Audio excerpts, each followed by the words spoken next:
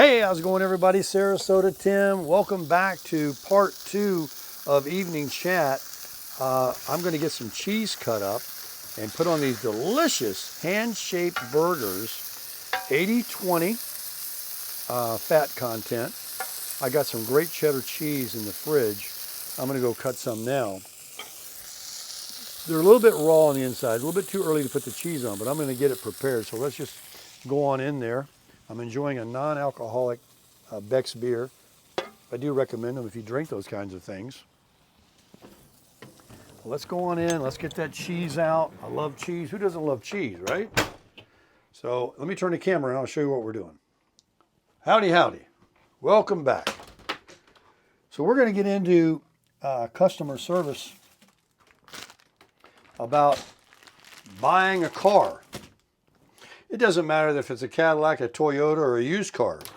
I had an experience today that nobody, first of all, was less than kind or rude. It was just they didn't show any motivation whatsoever. And it just floors me. It really does. It just floors me of what happened at the dealer. And I made a couple of phone calls too, thinking about buying this CTS Cadillac. CT5, excuse me, CT5.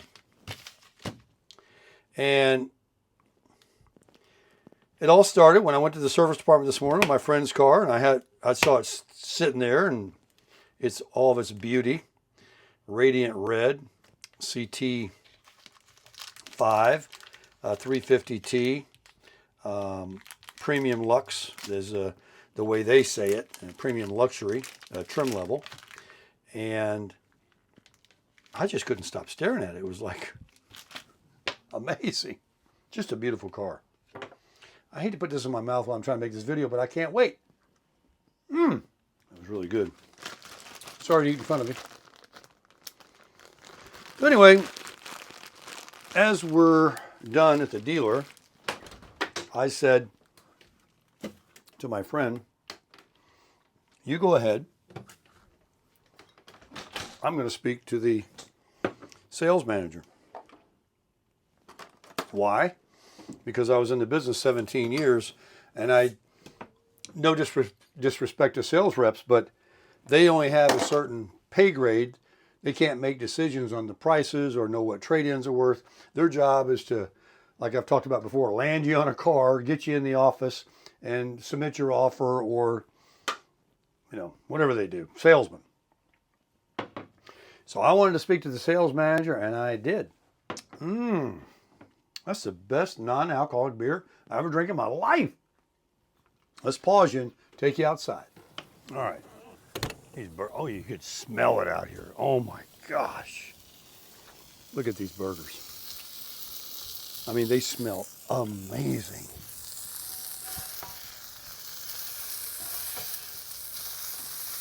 Great scald on these. They're ready for cheese now. Let me back out for you guys.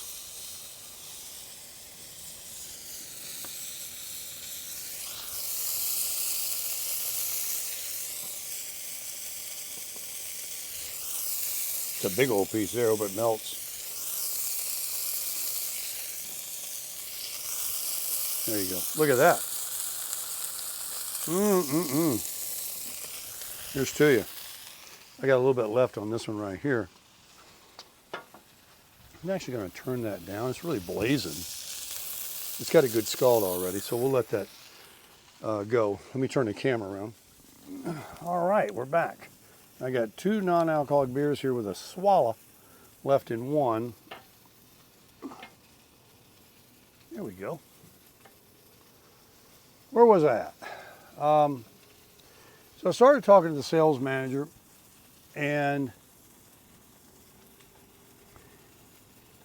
he was very nice. Like I said, I told him who I was, and I'm a YouTuber, and I was in the car business, I was in finance, I was in sales, I was a sales manager. I said, in other words, I was just letting him know that, just like one of his buddies that wanted to buy a car, or one of his fellow salesmen, that, we don't have to go anywhere, we don't have to go around the mulberry bush. Just shoot straight with me, I'll shoot straight with you. We can make medicine, we will. And I always tell the sales managers when I buy a car that, you know, I was in the business and you can give the deal to a salesman to do the paperwork. I know you will, and that's fine, but to get the numbers together, let you and I do that part, and then I'll sit down and proceed and close the deal out with the salesperson. And most of them are like, totally, you know, let's make a deal. This is the easiest sale yet. Now, it's not going to be the biggest profit because I have an idea of what kind of markup and what kind of profit margin, and you know, I don't want to pay any more than he would, or you, for that matter, right? We all want to steal it. And I explain it like that too. I'm like, look, I don't want any more or less than you would want if you bought the car. If you're willing to take a short deal, fine. If not, you know, I'll talk to somebody else, another store, and they're like, no. Tell me what you want. Pick one out. We'll make a deal. They're not in love with them. So I said, well, this one right out here, I said, it's this red one. I said, the sticker on it is so much, and I got this Honda, and I already know what it's worth. I got a wholesale buy price already from Carvana. I mean, without splitting hairs, that's what it's going to be. You know, whether he puts the appraisal on it, Carvana, CarMax, once you get within, you know, a certain number, you're splitting hairs. So we know, I know, and I'm telling him I know what the wholesale value is. So I want to deal wholesale to wholesale. I don't want to give him my car for low-end dollar, which is all they pay for them, because they want to make money, right? But I don't want to pay him retail for his, which is what they do, is they retail them. And I'm not going to get it for wholesale, but I want it for close to the invoice price. You ever heard of that word, invoice? Well, they have another thing called holdback. They have another thing called dealer incentives that they get from the factory that isn't advertised to the public. It's not on TV. They don't tell you about it. And they come out and they say, look, I'm selling you the car for this. Here's the invoice. But meanwhile, they're getting $1,000 or $2,000 back from General Motors or Ford or whoever it is that they get to keep, that allows them to make this bigger profit. Man, that smoke is just, that thing is, I wonder if they're done. I'm gonna turn the grill off and let them sit there. They're done. Look at that, look at that.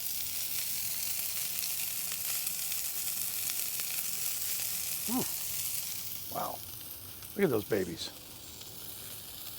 Let that cheese melt in that hot grill. I don't care if they're well done. Let's finish this video. Then I'll go in. So, bottom line is, he knows that he can try, but I'm not a lay down. I didn't spend any time there. I walked out and I said, what are you thinking about, Tim? You don't even know Cadillac. You got a new car. You're trying to sell it. You don't want two cars. You're a minimalist, blah, blah, blah, blah, blah. I'm telling myself all this. And I come back here to the camper and I started thinking, that sure is pretty. I sure would like to have that, man. Man, it's beautiful. So I said, I'm going to go back down there. I'm going to make a video for you and show you the car, talk about it, and so forth. And then I said, wait a minute. If you're really serious, Tim, you need to call, you know, that second opinion that a lot of people talk about with doctors? You definitely need to check, even though you tell the guy you were in the business and he gives you a number and you're supposed to believe he's giving you the buddy-to-buddy, car-man-to-car-man price, you can't always trust that. I don't think he would. I certainly don't trust it.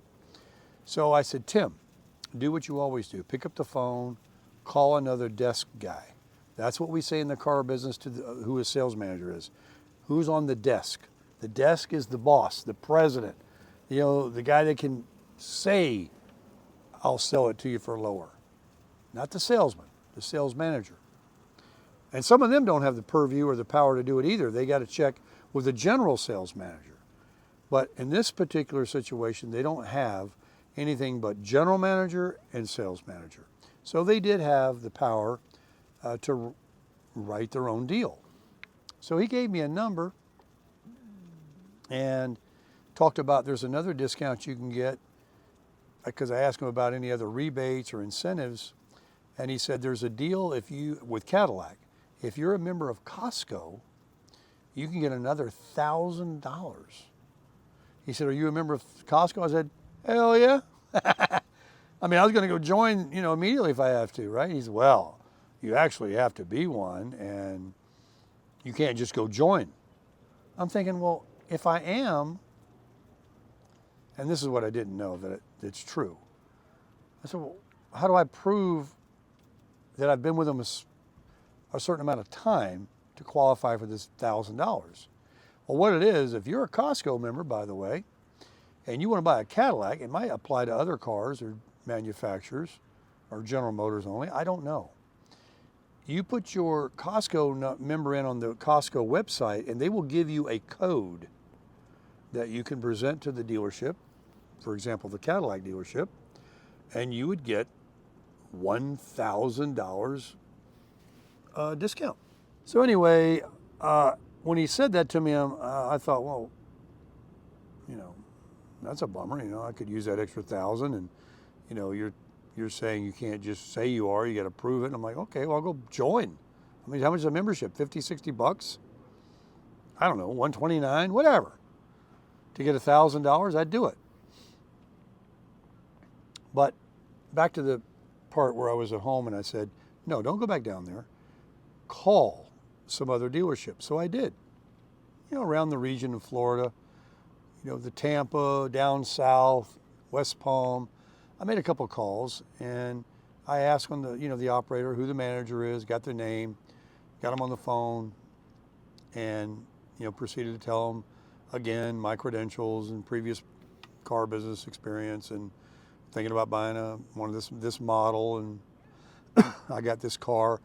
One guy says to me, give me the VIN number of your car and send me a couple of pictures. So today they use a little bit different. I mean, in my day, you had to bring your car in, we got to see it to appraise it. But today, with the Carfax, you give them your VIN number, and if there's any accidents or anything that's ever been done to that car, recalls, you name it, it's online. So I did take a couple pictures. I took a picture of the VIN number. I gave it to him, texted it to him. He didn't get back to me right away. I was getting a little, anxious there. And I wanted to, find out what's the number going to be. Meanwhile, I'm thinking about this red one, and hopefully he could get a red one too. So he tells me my Honda, and I know this, has a recall, and it's which you guys told me when I first bought the car, there is a pressure fuel pump recall on 23 to 25 Accord hybrids. And it can leak fuel, it can cause a fire, death, injury, and all the above. So I did go to Honda, God, it was a month ago, and I explained, hey, I got this recall. Did you get a notice? I said, no, I didn't get the notice, but I hear there is one. And he says, well, we'll give you an appointment, and we got to have a technician basically just look under the hood and look at it. If he sees that your pressure fuel pump that's under the hood is good and you're not one of the ones that have an issue, you're good to go. It's just that quick. You can wait on it. But I never went back because something came up and I missed the appointment. But the guy at Cadillac tries to tell me after I gave him my VIN number, he texts me back and he says, there's this recall. I said, yeah, I know. It's just a thing they got to look at. And, most of these recalls are really minor things. And if there's something needs to be done, they're going to do it. It's no big deal. It's not like, hey, this has a bad engine, needs to be replaced. There's a problem with these. It's not like that. So as I'm texting him this information that I realize that, he follows up with another text and explains to me, and we can't take it until it's resolved. And he sent me a screenshot of the computer on his desk of Carfax with my VIN number stating, it was one of the ones and unresolved and no remedy yet. Now, I don't know if that means my VIN number specific or Honda hasn't gotten a remedy yet by making a new pressure fuel pump for those that need it. But when he told me we can't even take it until that's resolved, I thought it sounds kind of silly. I mean, I've traded, the Tundra had a recall on it. And it didn't stop them from wanting to make medicine with me and sell me a Ford truck. Not in the slightest. And might have had that on there when I bought the Tundra. And I know other people that have told me, yeah, I had a recall too, and it didn't stop me from trading. Well, anyway, I just couldn't believe that was real. So now I'm like, well, dang, what am I stuck with this car? I can't trade it for the Cadillac until I get my recall done. So I call Honda. Here we go with customer service again. They don't answer the phone. I asked the lady, can I have service? And it rang and rang and rang. All right, I know they're busy. Maybe they can be busy. Maybe they're not busy. I don't know. Not answering the phone. And it finally goes back to the operator, and she comes on the phone, and rather than me getting irate like that, I said, it's very disappointing that I can't get a hold of service. So it's rang a bunch of times. She goes, I'm so sorry about that. She was very nice. She says, I'm not where I can see them, but let me try again, please. I said, okay. And here we go again. It just rang and rang and rang. Until finally it goes back to the operator.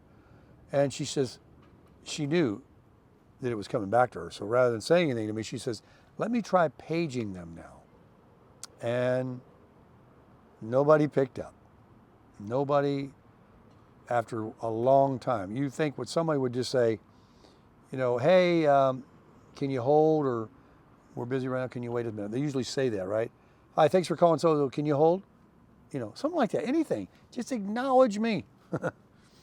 So I get in my car and drive to Honda because I need this, either an appointment and get it resolved, which I should do anyway, or if I want to trade it and that's going to be a problem, it's not really a problem. That guy just said it was a problem. And they do run a Carfax in Florida on your trade-ins to make sure you're not giving them a car that has a rebuilt title or was in a major accident, because there is a record. That car's brand new. Just got that recall, and I'm sure mine is not affected. I'm almost sure, because I don't smell any gas, and the one guy told me that one time that you would probably smell some gas or whatever, or maybe it hasn't cracked yet. So anyway, the guy today at Honda, he was very nice when I went in. I got somebody, and he said, we actually don't just visually look at it, we'll actually put it under a pressure check with a machine. I said, oh, well, that's even better. That really wraps you up. I said, well, the dealer's telling me, he said, well, we don't deal, Honda doesn't deal with Carfax. So even if we fix it or do it or whatever, it's not going to come off of that. Just like when I had the title, when on the Honda it said there's a lien on it because they neglected to remove the lien. It wasn't my fault. As soon as I got the lien removed, and got the title to that car, it still probably shows, a lien. They don't go in there and edit everything every time. Anyway, the guy at the Honda place told me that, well, what we can give you, though, even though it may not come off of Carfax, is, a buyer's order, a repair order saying that we checked it, we resolved it, or there was nothing wrong. And there you go, there's your proof. So now the dealer doesn't have to worry that he can't take it. So I said, okay, thank you very much. I'm like, not doing business with this guy. Who makes up that stuff? And so here I go back to where the red one is, and it turns out it was sold. It was sold this morning, but they didn't know that. And here he is, the sales manager, looking at his inventory. He couldn't find it at first, and I'm saying it's that one. And he then finds it. I was suspect that it was sold because it was sitting over on the side with the tires, armor all done on them, and it wasn't like out on the lot. And it looked like it was ready, to be picked up, like it just came out of get ready. But it had a lot of dust on it. It's been sitting there a while. So I don't know. I just don't know. But when I went back to the Cadillac dealer, I thought they'd be like, hey, he's serious and, want to make medicine. They didn't even say, I'm not going to sit here and disparage, because that's not the way I roll.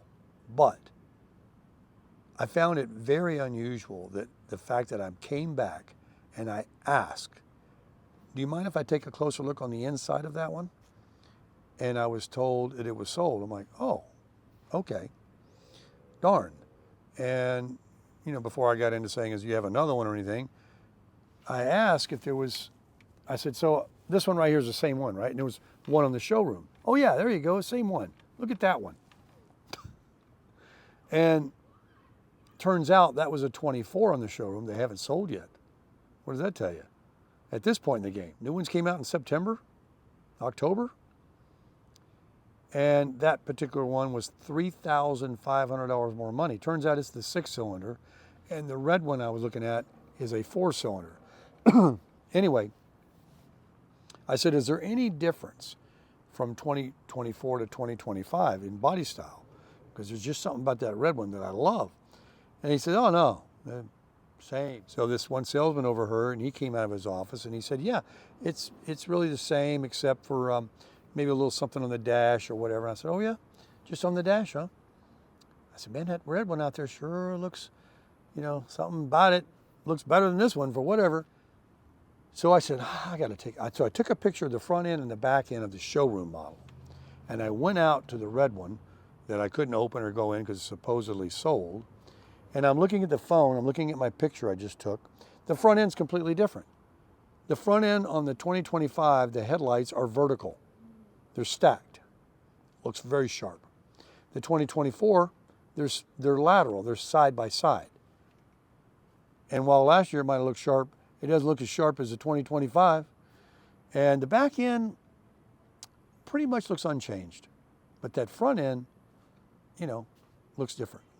I just found that if the GM knew that he had a live one, and believe me, I'm live. I was hot as a firecracker for that car. And with emotions involved, I might have even overpaid than I should have. It was there, it was now, and whatever. But just like the story I said on my other video, if the GM or the owner of Academy Sports knew that an employee was running people off because of her attitude, or if the general manager of a dealership knew that a customer that can buy a Cadillac anywhere was there in his showroom and they didn't, you know, say, let me get a salesman, take one for a drive, you know. I mean, I was in that business. There were so many things done wrong, and I came in here and asked them to look inside of it. I wanted to drive it. Is it really head and toe over this Accord? Do I need to be really all excited about this car? I mean, I'm having to sell myself. I'm selling it for them. And it was just amazing to me that the complacency and the lack of, you know, wanting to sit me down and make medicine. Because once again, it's their prerogative. If they wanted to make $4,000 profit on me, they're going to just create that state of mind with me and tell me this is what it is. But that we haven't even gotten to the brass tacks yet. I'm just there saying I'm interested in buying it. And I will say this before I end the video. The salespeople at this particular store, where the gentleman I spoke to this evening when I went back was extremely helpful. He got out of his chair. He was extremely courteous. And he even said, you were here this morning because I was with my friend picking up that car, that CT4 or XT4, whatever it is, a little crossover. And he said, you were talking to someone. And there's a young lady that answered a couple of questions. Just because I was waiting for the service department to bring that car up, I said, let me take a look at these cars. I like cars.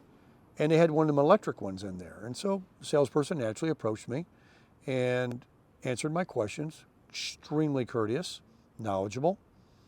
And we had a little exchange, and you know, I told her I don't want to take up any more of her time. I'm just picking up this car here with my friend. But the salesman, the gentleman tonight, he remembered me this morning and said, she spoke to you.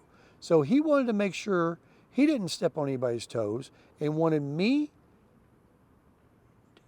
her to get the credit if I were to follow through with the purchase. She started with me. She made the initiative. She came out in the showroom.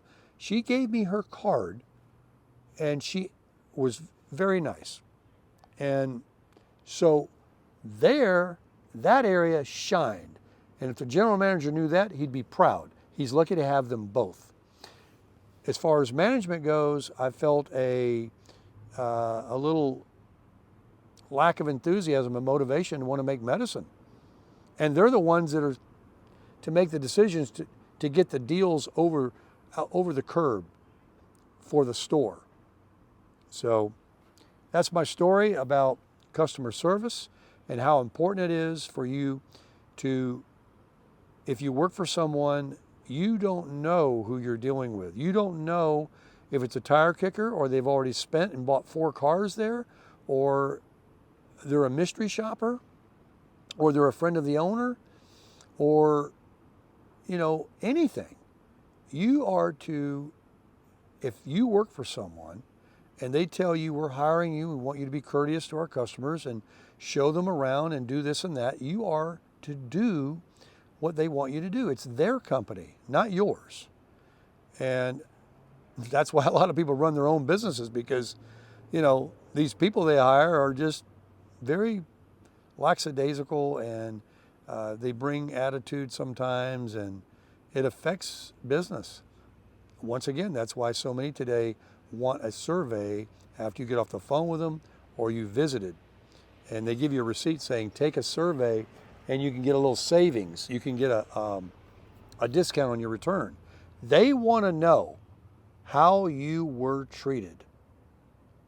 And so this video, hopefully, they will know. It wasn't anything terrible. No one was rude to me. Nothing like that. It was just, I was amazed that you're in there once, you tell them you want to buy it, and then you come back and they literally just sort of drop the ball.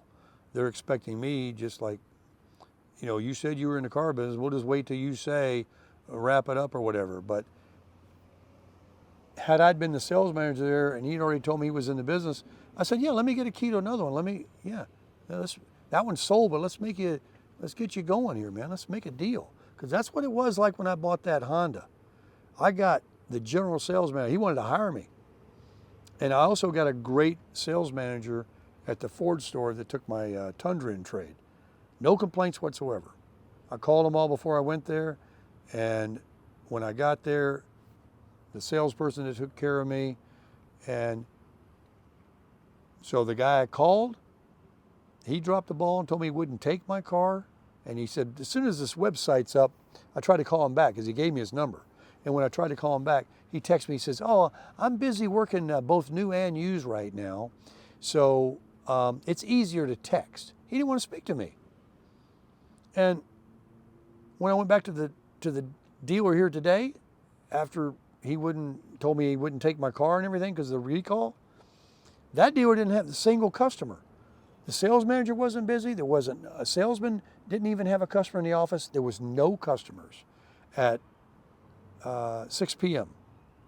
Not one on the lot anywhere. I mean, the fact that nobody wanted to sell me a car is just shocking, because they're normally, that's all they want to do. They're so aggressive.